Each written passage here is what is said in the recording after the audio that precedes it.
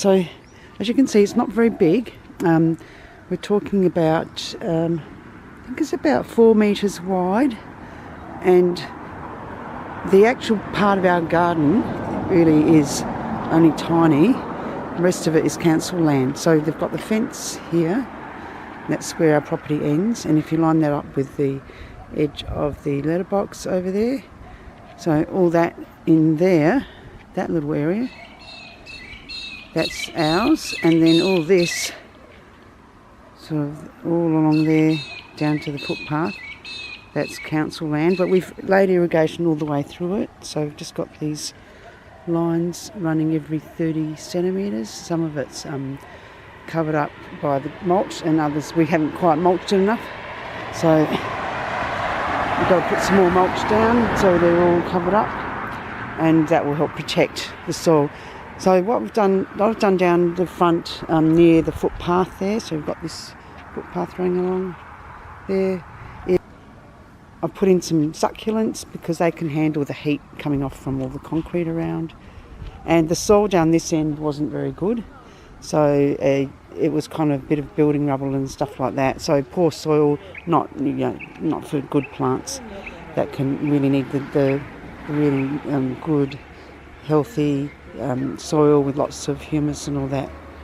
So a lot of these around here were given to me by a lady that lives nearby, who was completely anonymous for a while. I had no idea.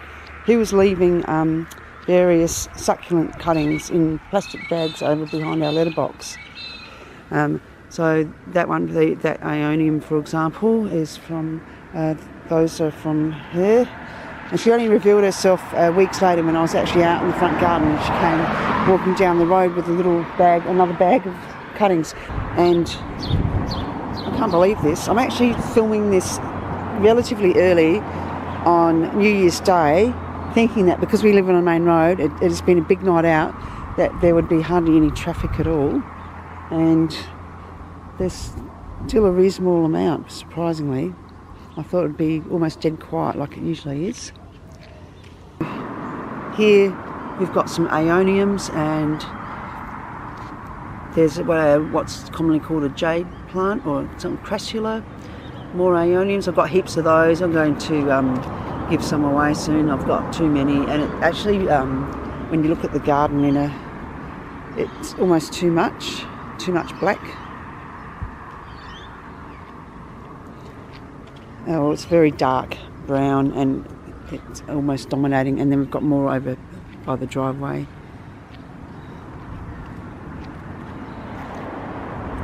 So this, I believe, it might be some sort of echeveria.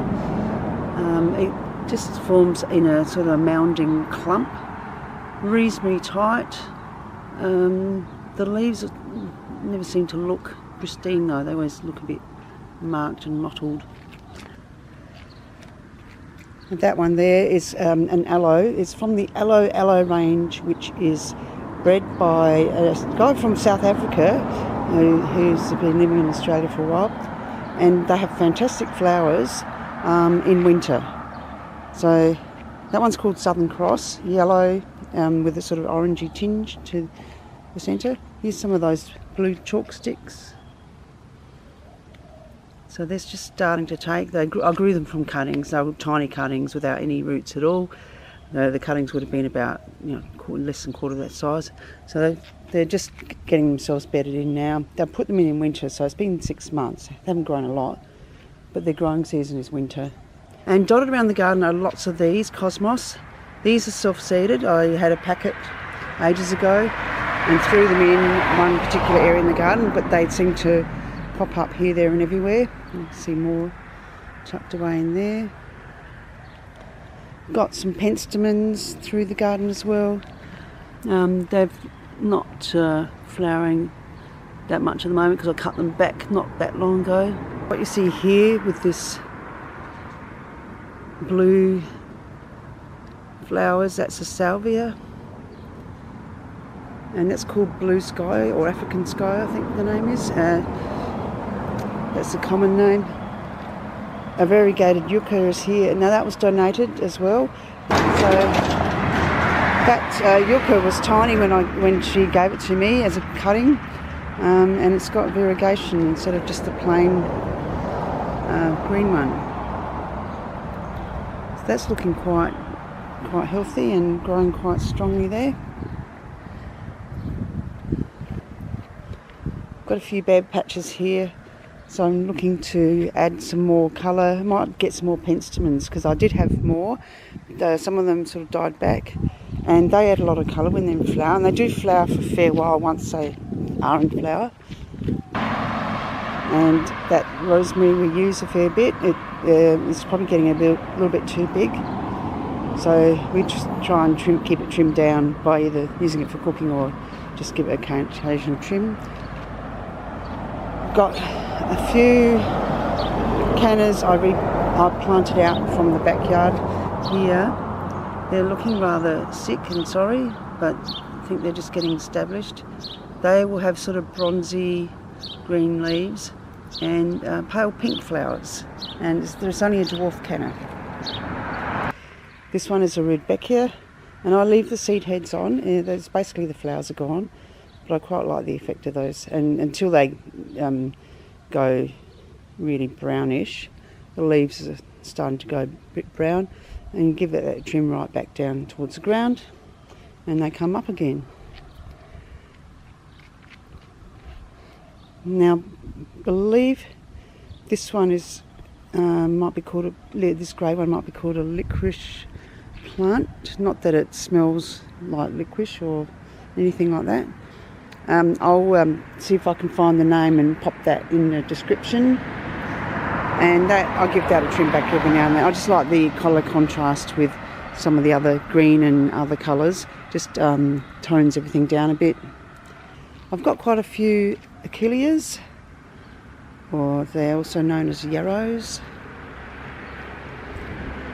and there has a pale, it's not coming, the colour's not coming through just yet, but it does have a pale pink colour to it, or you can see that one there. And then I've got more Achilles over here, and so that's a yellow, nice yellow, lemony yellow, and you can see the colour contrast next to that penstemon looks quite nice with the yellow and the purple. And then another one over here which is more of a reddy terracotta colour. The plant that you can see sticking up just around here, that's a kangaroo paw. So that's a native, and apparently it's meant to resemble a kangaroo paw, the flower. Let's just come in.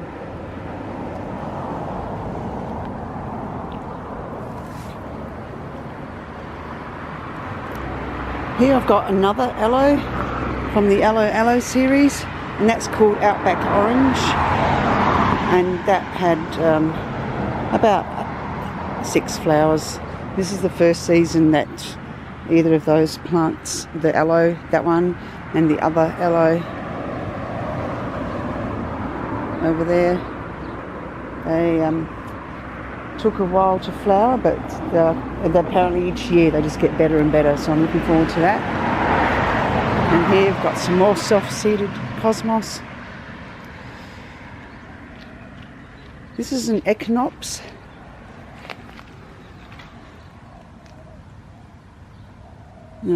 The actual plant's kind of flopped over, and that happens a lot here. It's quite windy, a bit of a wind tunnel along the main road, so some of the plants end up not being able to hold the weight up of the flowers, and they kind of flop over like this one has. And this Rudbeckia is struggling a bit too to stay upright, and that one's nearly finished its flowering.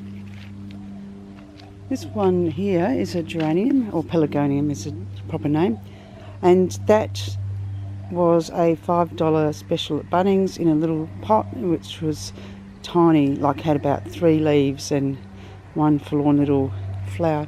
And I have to keep cutting that back. There's only one plant there, but it grows that tall, or not so much tall but wide, and it's nearly always covered in flowers. Okay, over here some penstemons, so a mixture of different colours, and again they've pretty much finished their flowering.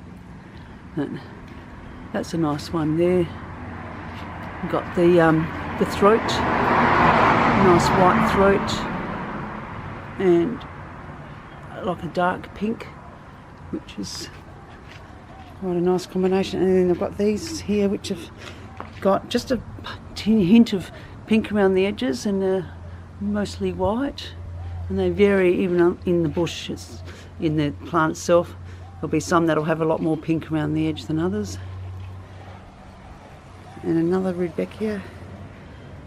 Hopefully that's not going to flop over, but you can see a whole lot of flower heads coming on.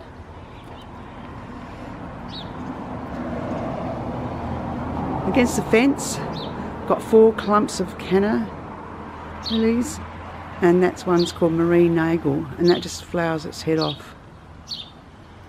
And here's the tricolour succulent that I had a tiny one at the front, and that's how big. That started off as a relatively small plant, and that's spread like crazy. So it changes colour during the season, so you get the pinkish tinge to it as well during the cooler weather. I've got some gasterias here, and they can handle a bit of shade, which they get in this area. I had some in pots, and they actually outgrew the pots, and I thought, oh, I won't pot them on, I'll just throw them in the garden. And they throw out these huge long flower stalks. That's one of them there. You can see there, there. And there's another aloe gasteria, I think it's called, which is, just clean that up a bit, which I'm hoping will produce more pups. It's already produced quite a few pups in the pot, and then it just got too big for the pot. I didn't have it big enough. There's quite a decent girth on that. I wanted enough room for the pups to be able to grow in the pot as well. So I've already got about 7 pups from that, and I've got those in pots and growing them on. So they're quite tiny, but they'll be fairly big within about a year. And you can see more of these succulents. Yeah, it's really dominating the landscape here a bit. I really want a bit more cottagey feel, so I think some penstemons will do the trick. These cosmos, they'll just self-seed, and I might have to put them strategically in areas that I want. So these have already got some dried seed heads on, so I could let them go a little bit longer and then just gather them up and shape them into the areas that I'd like them to fall into. See there, every now and then you just see nice little colour combinations in the garden. So that I think looks really pretty. That grey with that purple there just nicely set each other off.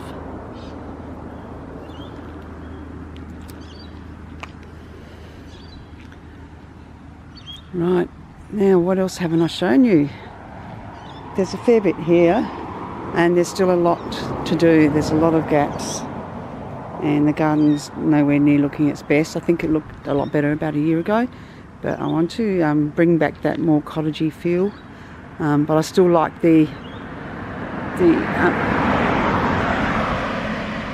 I still like the way that the aloes and the yucca, which are, they're not dominating now, but eventually they'll be above the other foliage, and that will add a really good, interest, because it's a completely different texture and form.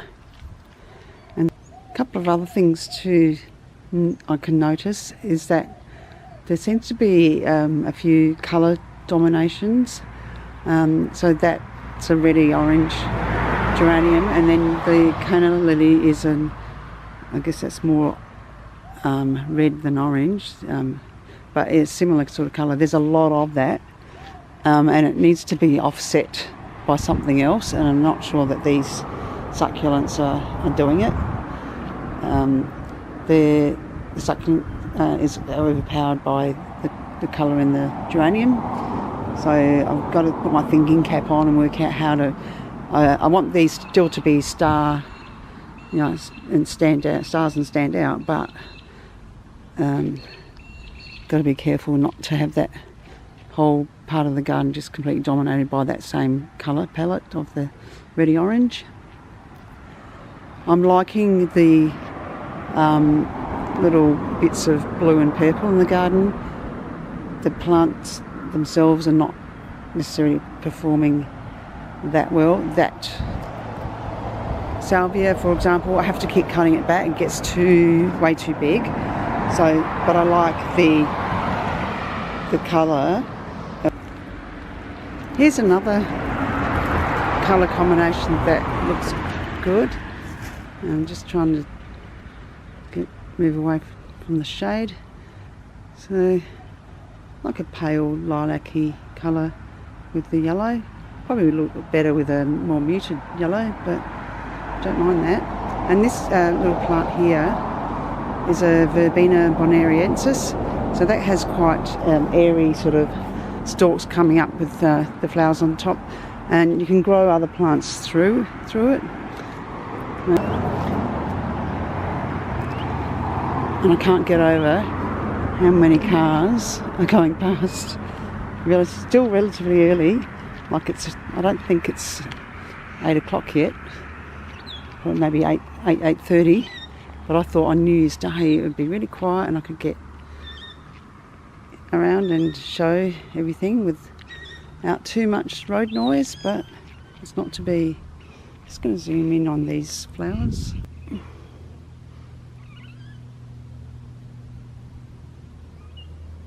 They're quite delicate looking, aren't they?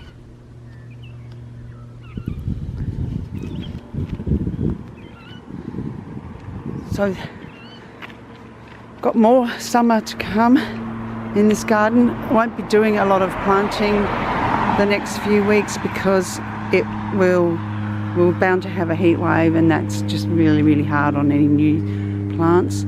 So it'll be more just trying to keep things alive, and then thinking about what to do with the various gaps and which plants I'm not happy with and just going to take out, or which ones I've got too many of and perhaps we'll give some away. For example, those aeoniums, those chocolate coloured and dark aeoniums.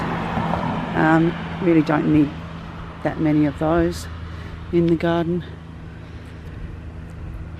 So hoping to return down the track with a updated video to show you what changes I've made to the garden.